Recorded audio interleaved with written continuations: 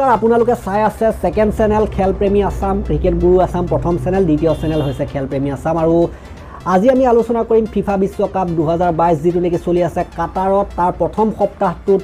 ঘটি যোৱা ঘটনাসমূহৰ কথা ফলাফলসমূহৰ কথা ষ্টেণ্ডিংসমূহৰ কথা আৰু বিশেষ মুহূৰ্ত কিছুমানৰ কথা ইয়াত আলোচনা কৰিম সো ভাৰতবৰ্ষৰ বিশেষকৈ অসমৰ যদি আমি কথা ক'বলৈ যাওঁ তেতিয়া ক্ৰিকেট বেছি জনপ্ৰিয় বেলেগকৈ ক'বলৈ দৰকাৰ নাই ভাৰতীয় ক্ৰিকেট টিমক সকলোৱে সমৰ্থন কৰে কিন্তু যেতিয়া ফিফা বিশ্বকাপ আহে তেতিয়াই বহুতে মেসি ফেনে হৈ যায় আৰ্জেণ্টিনাৰ সমৰ্থক পৰ্তুগালৰ ফেন সমূহ যিসকল ৰনাল্ডোৰ ফেন আছে তেওঁলোক পৰ্তুগালৰ সমৰ্থক হৈ যায় ঠিক সেইদৰে আন বহুতো প্লেয়াৰৰ সমৰ্থক আছে নেইমাৰৰ সমৰ্থক আছে ব্ৰাজিলক কিছুমানে সমৰ্থন কৰে সো এনেকুৱা ধৰণৰ বহুত প্লেয়াৰ আছে ইংলেণ্ডক কিছুমানে সমৰ্থন কৰে সো বিভিন্ন ধৰণৰ সমৰ্থকে বিভিন্ন টিমক সমৰ্থন কৰা দেখিবলৈ পোৱা যায় সো বৰ্তমান সময়তো অসমত তথা ভাৰততো ফিফা বিশ্বকাপৰ জ্বৰ চলি আছে ফিফা বিশ্বকাপৰ প্ৰত্যেকখন মেচ অনুৰাগীসকলে অতি উৎসাহেৰে উপভোগ কৰি আছে সো কাটাৰত অনুষ্ঠিত হৈছিল প্ৰথমখন মেচ আয়োজক দেশ কাটাৰ আৰু ইকুৱেডৰৰ মাজত অনুষ্ঠিত হৈছিল আৰু আমি দেখিবলৈ পালো যে কাটাৰ পৰাস্ত হৈছিল 2-0 প্ৰথমখন মেচত আৰু কাটাৰ যথেষ্ট দুৰ্ভাগ্যজনক এটা ষ্টাৰ্ট তেওঁলোকৰ হৈছিল তেওঁলোকৰ দেশতে বিশ্বকাপ হৈ আছে আৰু তেওঁলোকৰ দেশে প্ৰথমখন মেচ হাৰি আৰম্ভণি হৈছিল ঠিক সেইদৰে আমি যদি ক'বলৈ যাওঁ ইংলেণ্ডে ইৰাণক 6-2 গলত হৰাইছিল এখনত সেইখন যথেষ্ট গোলৰ বৰষুণ হোৱা দেখিবলৈ পোৱা গৈছিল দেন আমি যদি ক'বলৈ যাওঁ নেদাৰলেণ্ডে সেনেগালক 2-0 হৰুৱাইছিল দেন ইউএছএ আৰু ওয়েলছৰ মাজত 1-1 সমাপ্ত হৈছিল এখন খেল আৰু দেন আমি যদি ক'বলৈ যাওঁ আৰ্জেণ্টিনাক সৌদি আৰবিয়াই হৰুৱাই আপসেট কৰিছিল অঘটন ঘটাইছিল সৌদি আৰবিয়া বহুত তলৰ ৰেংকৰ টিম আৰু আৰ্জেণ্টিনা বিশ্বৰ আগশাৰীৰ ফুটবলিং নেশ্যন আৰু অতীজৰে পৰা আৰ্জেণ্টিনাৰ এটা ঐতিহ্য আছে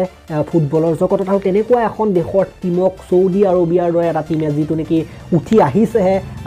যথেষ্ট সৰু টিম তেনেকুৱা এটা টিমে সৌদি আৰবিয়াৰ টিমে মেছিৰ আৰ্জেণ্টিনাক হৰুৱাইছিল 2-1 গলৰ ব্যৱধানত যথেষ্ট এটা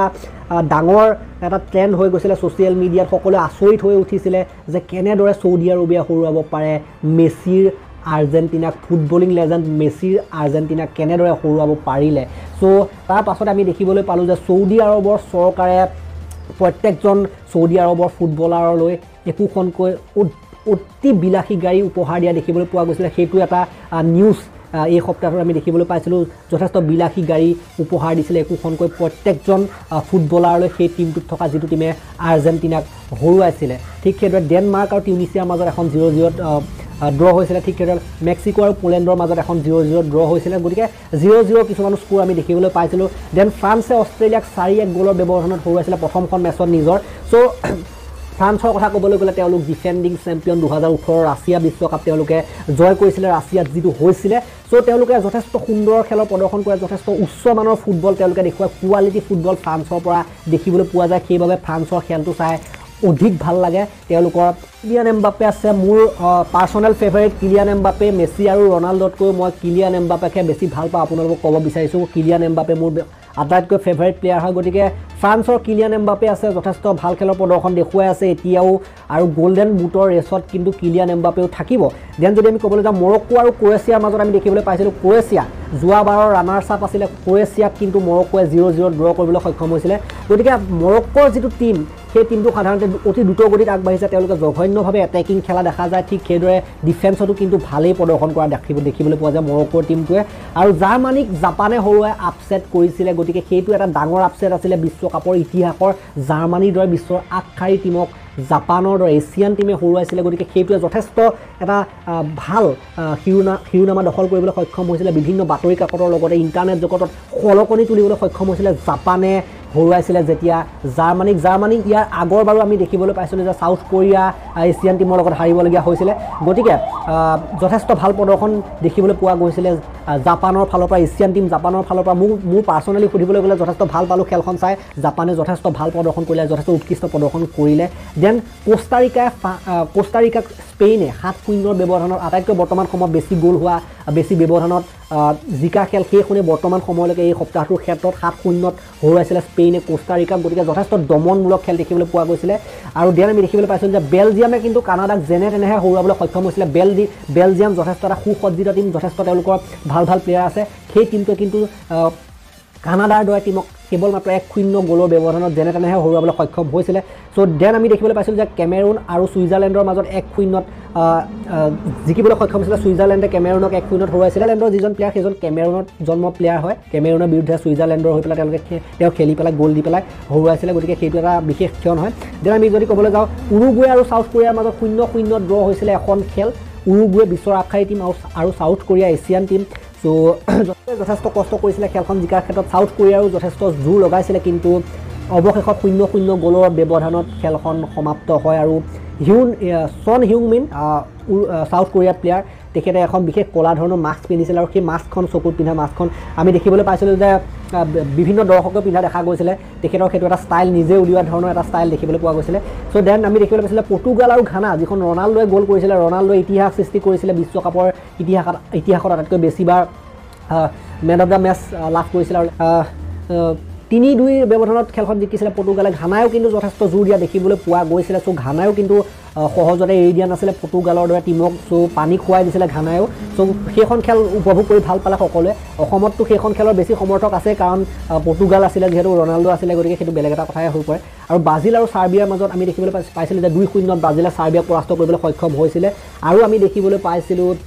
ব্ৰাজিলৰ ৰিচালিছনে এটা বাইচাইকেল কিক দি পেলাই ওলোটা হৈ পেলাই এটা কিক মাৰি পেলাই গ'লত ভৰাই সকলোকে আচৰিত কৰি তুলিবলৈ সক্ষম হৈছিলে গতিকে সেইটো এটা বিশেষ মুহূৰ্ত আছিলে বিশেষ শিৰোনামা দখল কৰিবলৈ সক্ষম হৈছিলে ব্ৰাজিলৰ ক্ষেত্ৰত চ' এনেকুৱা এটা প্ৰদৰ্শন অত্যন্ত সুন্দৰ প্ৰদৰ্শন আছিলে ৰিচালিছন তেখেতো কিন্তু গ'ল্ডেন বুটৰ ৰেচত বৰ্তমান সময়ত আছে চ'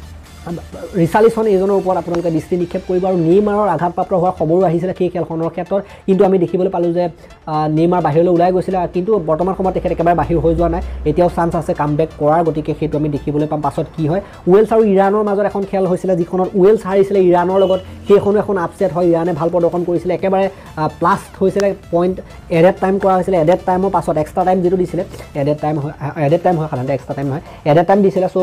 এডেড টাইমত 2টা গ'ল কৰা দেখা গৈছিলে ইৰাণৰ ফালৰ পৰা গতিকে ৱেলছক পৰাস্ত কৰিছিলে গতিকে সেইটো এটা আপছেট বুলি ক'ব লাগিব ৱেলছ তুলনামূলকভাৱে বেছি শক্তিশালী হয় ইৰাণে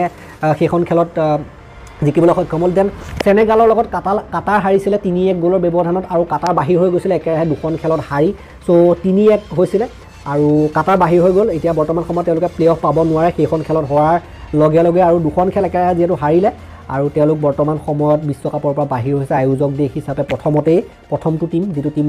বিশ্বকাপৰ পৰা বাহিৰ হৈছে দেন নেদাৰলেণ্ড আৰু ইকুৱেডৰৰ মাজত যথেষ্ট ফাইট দেখিবলৈ পোৱা গৈছিলে 1-1 গ'লৰ ব্যৱধানত খেলখন সমাপ্ত হৈছিলে আৰু ইকুৱেডৰৰ যথেষ্ট ফাইট দিছিলে পানী খুৱাই দিছে নেদাৰলেণ্ডৰ দৰে আগশাৰী টীমক গতিকে সেইটো এটা যথেষ্ট ভাল দিশ তেওঁলোকৰ ইকুৱেডৰে সেইটো যথেষ্ট সুখী হ'ব কিন্তু নেদাৰলেণ্ড সুখী নহ'লে কাৰণ তেওঁলোক তুলনামূলকভাৱে সৰু টীমৰ লগত তেওঁলোক ড্ৰ খেলিবলগীয়া হয় ড্ৰতে সন্তুষ্ট থাকিবলৈ হয় আৰু ইংলেণ্ড আৰু ইউ এছৰ মাজত 0-0 হৈছিলে সেইখনো এখন ফাইট হৈছিলে কিন্তু কোনো একো গ'ল দিবলৈ সক্ষম নহ'লে টিউনিছিয়াক অষ্ট্ৰেলিয়া হৰুৱাইছিলে শেহতীয়াভাৱে 1-0 গ'লত দেন পোলেণ্ডে চাউদি আৰবিয়াক হৰুৱাইছিলে চাউদি আৰবিয়াই আৰ্জেণ্টিনাক হৰুৱাই পেলাই অলপ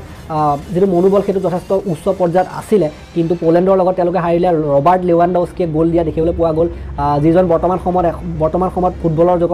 জগতৰ এজন লেজেণ্ড ৰবাৰ্ট লেৱানডাউস্কি পোলেণ্ডৰ তেখেতে গ'ল দিয়া দেখিবলৈ পোৱা গ'ল তেখেতৰ দুভৰি চন্দ্ৰ দেখিবলৈ পোৱা গ'ল ঠিকদৰে সেইদৰে ফ্ৰান্সে ডেনমাৰ্কক হৰুৱা দেখিবলৈ পোৱা গ'ল 2-1 গ'লৰ ব্যৱধানত এমবাপেও গ'ল দিয়া দেখা গ'ল গতিকে এমবাপেৰ গ'লো আমি দেখিবলৈ পালোঁ যথেষ্ট যিসকল সমৰ্থক আছে তেওঁলোক যথেষ্ট সুখী হ'ব দেখি ফ্ৰেন্স আৰু এমবাপে ময়ো যথেষ্ট সুখী হ'লোঁ এমবাপেৰ গ'ল দেখি দেন আৰ্জেণ্টিনা মেক্সিকোক হৰুৱাই পেলাই তেওঁলোকৰ যিটো ডু অৰ ডাই বেটেল আছিলে সেইখন জিকিবলৈ সক্ষম হ'ল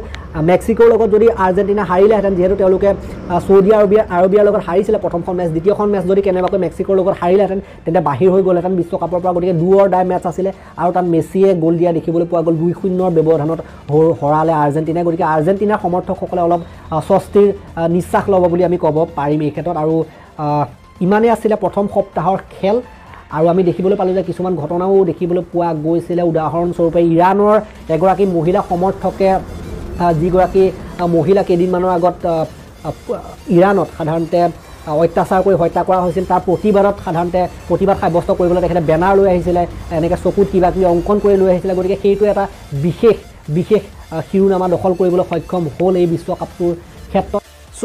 এয়াই আছিলে বিশ্বকাপ 2022 কাটাৰ বিশ্বকাপ 2022 প্ৰথম সপ্তাহটোত কি সংঘটিত হৈ গ'ল সাধাৰণতে প্ৰতিখন মেচৰ আলোচনা আমি কৰিব নোৱাৰোঁ সাধাৰণতে লাইভ যেতিয়া হৈ থাকে খেলখন